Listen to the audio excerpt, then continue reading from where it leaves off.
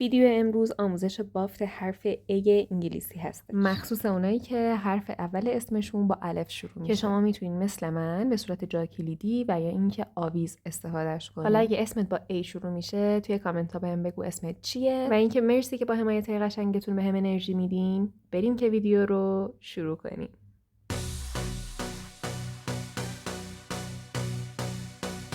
برای بافتش احتیاج داریم به تقریباً 110 عدد مهره پلاستیکی سایز 8، یه حلقه زنجیر و تقریباً 5 متر نخ ماهیگیری سایز 5 یا 6. برای شروع تقریباً 150 سانت نخ جدا کنیم، یعنی اینکه دو تا دستتون رو باز کنیم و به اون اندازه نخ جدا کنیم. اون شکلی تقریباً میشه 150 سانت و نه بلنده و نه کوتاه. حالا 4 تا دونه مهره بندازین داخل نختون. به این شکل. حالا چهارمی و یا همون آخری رو بیارین سر نختون. به این شکل بگیرین داخل دستتون، سر دیگه نخ رو به صورت مخالف ازش رد کنین، دو انتهای نخ رو به هم بچسبونین یا به اصطلاح همسر کنین و بعد بکشین. به این شکل اولین خونمون که یه خونه 4 تایی هست تشکیل شد. برای بافت خونه بعد 3 تا دونه مهره برمی‌دارین، یکیشو داخل این سر نخ، یکیشو داخل اون سر نخ. به این شکل و سومی رو میندازین داخل یکی از سرای نختون، فرقی نداره کدوم. سر دیگه نخ رو به صورت مخالف ازش رد میکنین، دو انتهای نخ رو همسر میکنین و میکشین. این همسر کردن رو واسه این انجام میدیم که وقتی نخمون جدیده ثبات نداره و وقتی میبافیم ممکنه در ادامه یکیش بلند بشه یکیش کوتاه و این کار رو واسه این انجام میدیم که نخمون به یه ثبات برسه. تا 3 تا خونه اول معمولا این کار رو انجام میدیم و بعد میکشیم. به این شکل خونه دوممون هم که یه خونه 4 تایی هست تشکیل شد. برای بافت خونه بعدم دوباره دقیقاً همین کاری که توی این خونه کردیم انجام میدیم. 3 تا دونه مهره برمی‌داریم، یکیش داخل این سر نخ، یکیش داخل اون سر نخ و با سومی میبافیم. به این شکل سومی رو میندازین داخل یه سر نختون، فرقی نداره کدوم، و با سر دیگه نخ به این شکل میبافین، همسر کنین و بعد بکشین. به این شکل سومی خونمون هم تشکیل شد. 2 تا خونه دیگه به همین روتین ببافیم. اینجا دیگه لازم نیست همسر کنین، نخ به یه ثباتی رسیده، همین شکلی فقط بکشین.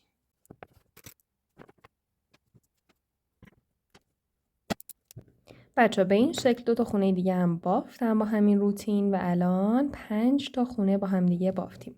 الان میخوایم خونه ششم رو ببافیم. برای بافت خونه ششم 3 تا دونه مهرتون رو بیارین و این دفعه هر 3 تا رو بندازین داخل یکی از سرای نختون، فرقی نداره کدوم. به این شکل سومی رو بیارین سر نختون، توی دستتون نگه دارین و با سر دیگه نخ ببافین. بچه هر خونه رو که میبافین محکم بکشین تا بافتتون محکمتر و صافتر باشه. به این شکل خونه آخرمون یا همون خونه ششممون هم تشکیل شد. بچه بافت این قسمتمون تکمیل شد. حالا میخوایم بریم سراغ قسمت دوم. برای بافت قسمت دوم 3 تا دونه مهرتون رو بیارین و بچه اینجا رو نگاه کنین. هر 3 تا رو بندازین داخل. ببینین این سر نخ رو میبینین که به سمت بافته، این نه، اون یکی سر نخ که به سمت بیرون بافته. هر 3 تا رو بندازین داخل این نخ. به این شکل سومی رو بگیرین توی دستتون و با سر دیگه نخ ببافین.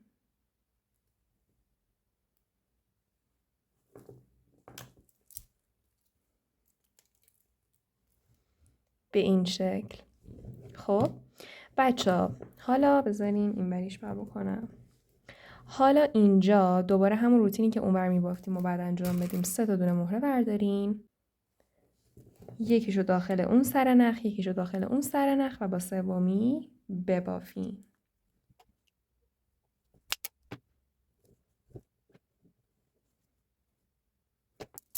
به این شکل خونه دوم از این قسمتمون هم تشکیل شد. این خونه خیلی خوب بچه. الان اون سمت رو نگاه کنین که 1 2 3 4 5 6 تا خونه داریم. اینجا الان 2 تا خونه از این قسمت رو بافتیم از اون یکی سمتمون. برید 3 تا دیگه خونه ببافین، خونه 6م رو بیاین که با هم دیگه ببافین. خیلی خب بچه ها ببینین اینجا من 5 تا خونم رو بافتم. الان میخوام خونه آخر از این قسمت یا خونه 6م رو ببافم.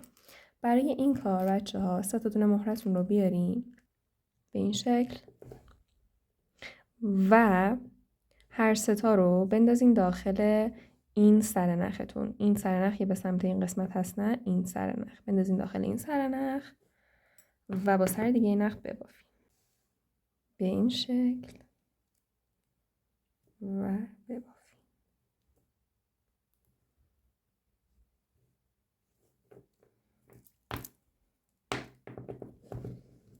خیلی خوب بچه، اینم از قسمت دوم بافتمون. این سمت و این سمت از حرف ایمون تشکیل شد. حالا میخوایم این وسط رو ببافیم. برای این کار بچه باید نختون رو جابجا کنین موقعیتش رو. الان ما اینجاییم. خب الان این سرنخ رو اول میخوایم جابجا کنیم، با همین مسیری که بهتون میگم اجرا کنیم. از این مهره، این مهره، این مهره و در نهایت این مهره رد کنیم. ما میخوایم هر 2 سرنخ بیاد داخل این مهره. حالا اول این سرنخ رو رد کنیم مثلا این مسیری که گفتم بهتون.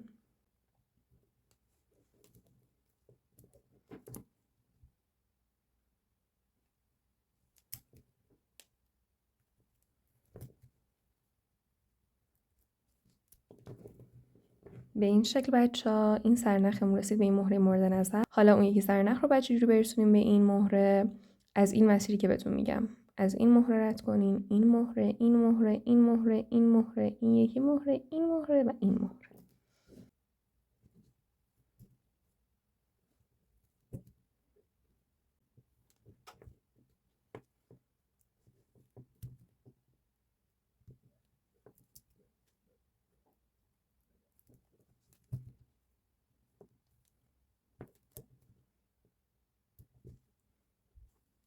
خیلی خوب به این شکل هر 2 سرنخمون اومد داخل این مهره مورد نظر. حالا برای ادامه 3 تا دونه مهره بردارین و یکیش رو داخل این سرنخ، یکیش رو داخل اون سرنخ و با سومی ببافین.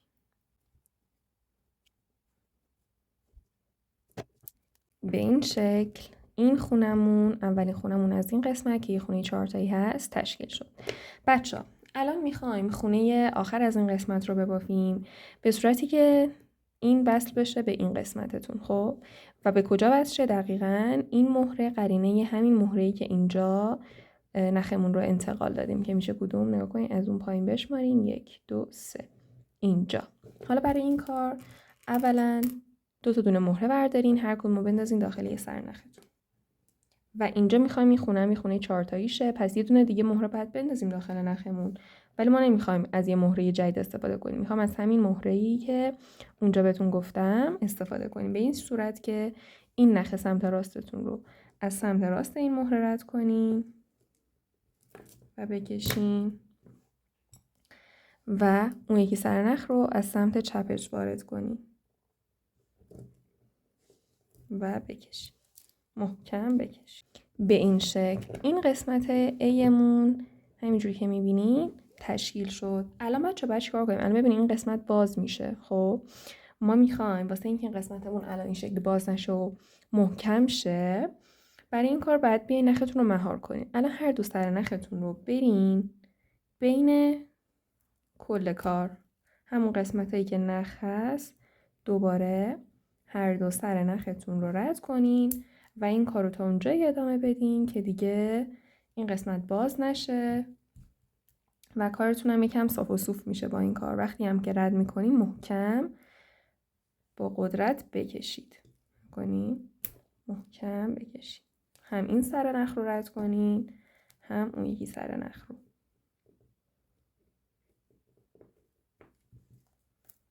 محکم بکشید. من میرم رد کنم و بعد میام که بهتون بگم چیکار کنیم. خیلی خب بچه‌ها من نخم رو رد کردم. حالا اون یکی سر نخ رو بریدم، حواسم نبود. و بچه‌ها وقتی که قشنگ نختون رو رد کردین و به نظرتون اوکی بود، تهش رو بگیرین و اینجوری هر 2 سر نخ رو ببرین به این شکل.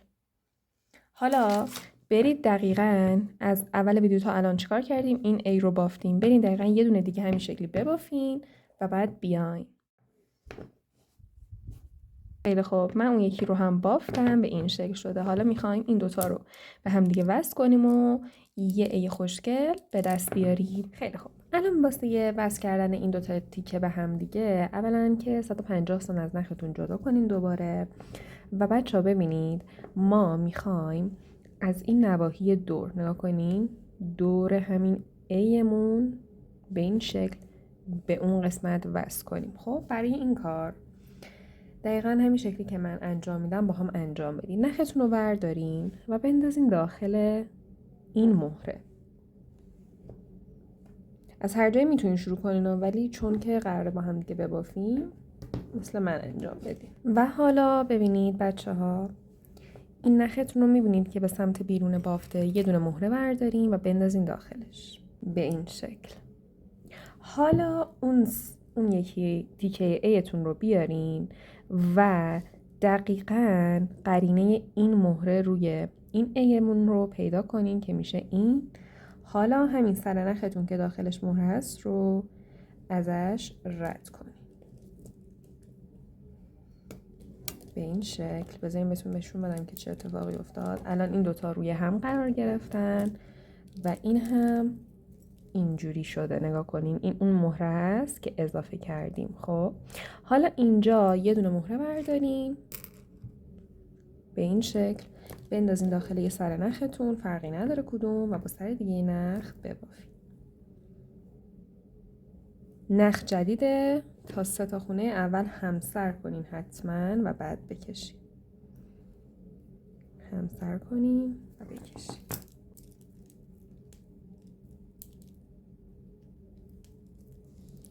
خیلی خب بچه ببینین این خونه رابطمون هست که این مهره رو و این مهره رو ما اضافه کردیم و الان به این شکل کار ما وصل شده.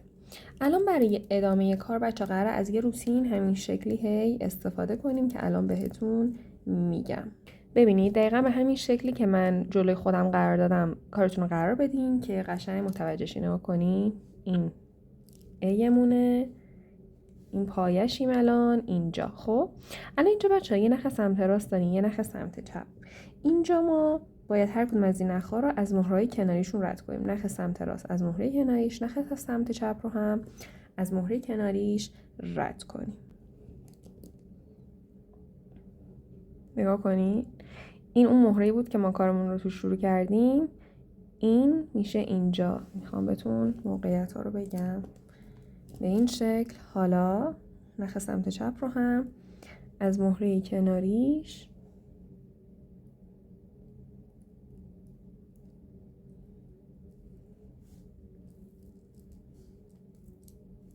رد کنین و بکشین، محکم بکشین به این شکل. اینجا میبینیم بین دو سرنختون الان 3 تا دونه مهره هست. خب یه دونه مهره برمیداریم و میندازیم داخل یه سرنخ رو میبافیم.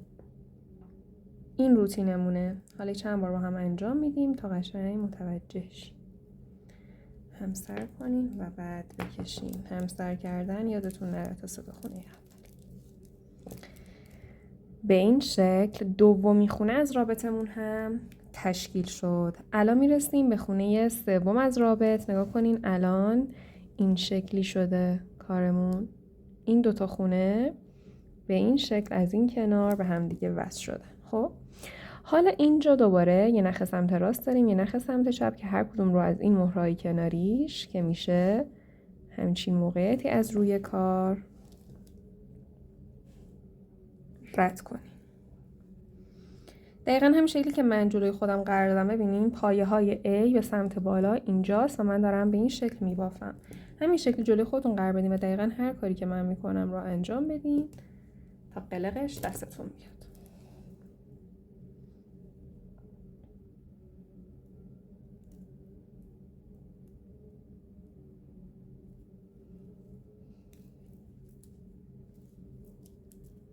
به این شکل دوباره بین دو سرنختون 3 تا دونه مهره هست.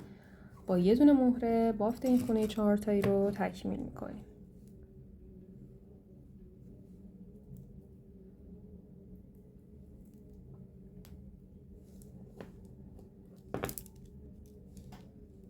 به این شکل خونه سوم از رابطمون هم تشکیل شد.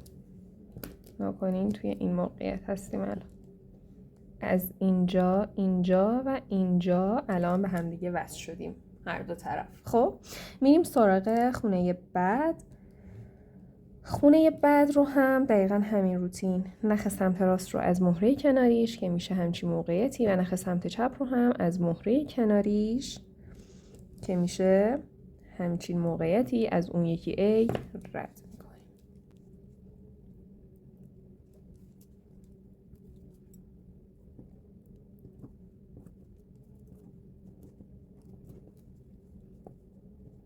به این شکل الان دوباره بین دو سر نختون 3 تا دونه مهره هست که با یه دونه مهره بافت این خونه 4 تایی رو تکمیل میکنیم.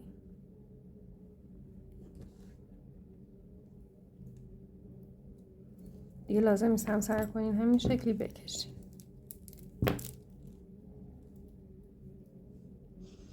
به این شکل 4مین خونه از این رابطمون هم تشکیل شد.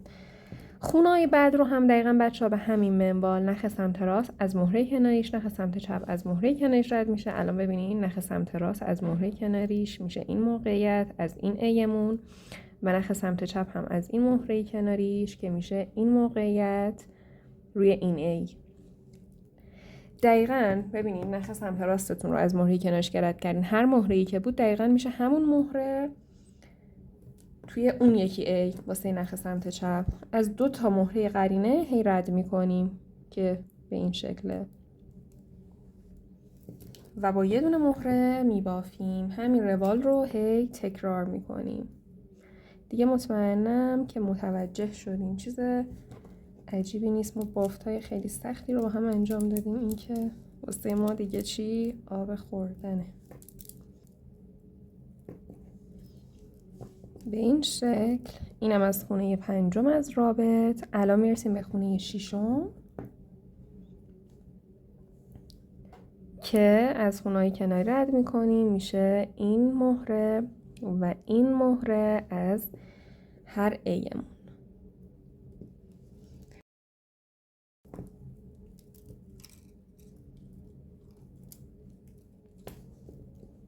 به این شکل و دوباره با یه دونه مهره میبافیم.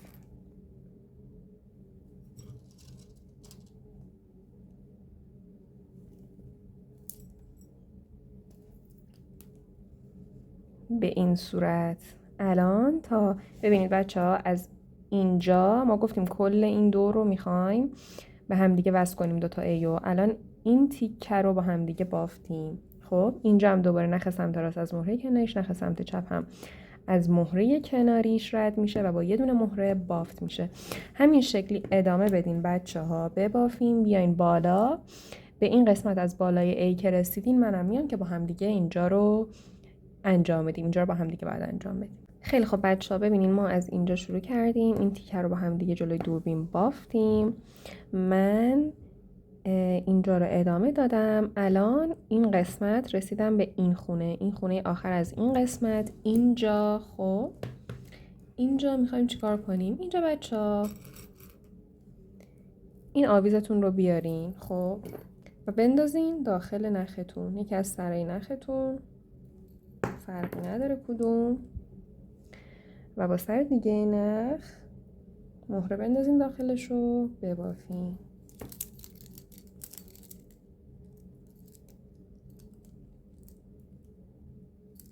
میبینین به این شکل این حلقه کلیدمون وصل شد به این شکل که داریم میبینیم.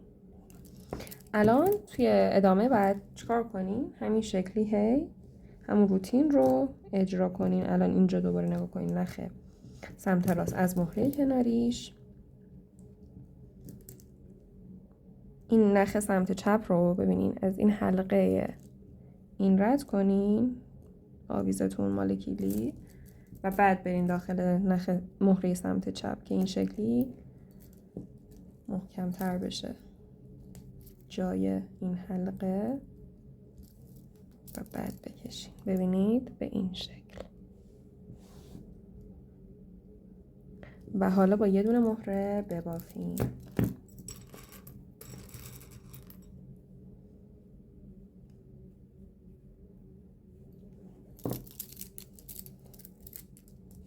به این صورت اینجا هم این خونه رابط تشکیل شد. همین روند رو دوباره ادامه بدین، ببافین و خونه آخر رو که خواستین ببافین من میام پیشتون. خیلی خوب بچه ها، ببینین من این خونه رو که بافتم اینجا رو میشه خونه آخرمون که بچه ها اینجا دیگه لازم نیست کاری انجام بدین. اینجا فقط کاری که باید انجام بدید چیه؟ نگاه کنین اینجا خونه آخر ما، این 4 تا مهره اینجان ولی با نخ به هم متصل نشدن. اگه الان روی کار خودتونم نگاه کنین صرفا کنار همن، هیچ نخی این 4 تا مهره رو به هم دیگه وصل نکرده. الان پس ما باید همین کار رو بکنیم. یک از سرای نختون رو ثابت نگه دارین، این یکی رو از این مهره این مهره این مهره و در نهایت دوباره همین مهره که داخلش هستیم رد کنین تا اینا هم با نخ، با اتصال نخ به هم دیگه متصل شن.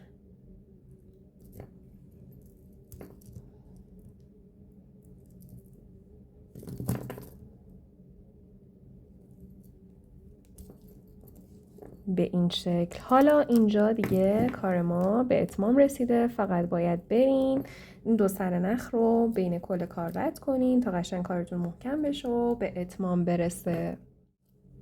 خیلی خب بچه ها، من نخم رو رد کردم و اضافیش رو هم بریدم.